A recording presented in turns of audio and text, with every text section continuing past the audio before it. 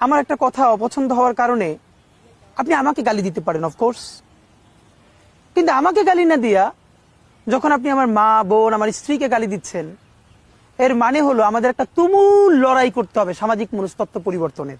আমি এইটা বুঝবার চেষ্টা করি যে এই যে সে গালিটা দিতে পারছে, সে মোটিভেটেড হচ্ছে। অপরাধ করলেন আপনি, কিন্তু গালি দিচ্ছে আপনার মাকে। এইটা তো একদিনে তৈরি হয় নাই, একদিনে ভাঙবেও না। তখন আমি গভীরভাবে বুঝবার চেষ্টা করি যে আসলে কি করলে পরে আগামী 20-30 বছর পরে আমি অপরাধ করলে যেন আমাকেই গালি দেয়, আমার পরিবারের মা বোন গালি না শোনে, সেই জায়গাটা আমরা পৌঁছতে পারবো কবে। তো আমি বরং এগুলোকে এখন এভাবে বুঝবার চেষ্টা করি যে কি কাজটা করলে পরে, কোন লড়াইটা করলে পরে আমরা ওই বাংলাদেশটা করতে পারবো। আমাদেরকে একটা লড়াই করতে হবে।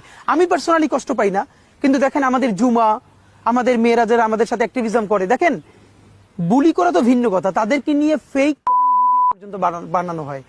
জুমার মা সেদিনকে ডাকসুর যে মুক্তিযুদ্ধ বিষয়ক সম্পাদক ফোন করে কান্না করতেছে যে সে তো একটা কমিউনিটিতে থাকে, তার ছোট বোনেরা স্কুলে যায়, তারা দেখাচ্ছে তার পর্ন ভিডিও, সে সেই কমিউনিটিতে কিভাবে থাকে, অথচ পুরোটা ফেক, এআই ভিডিও হয়, এআই দিয়ে তৈরি করা।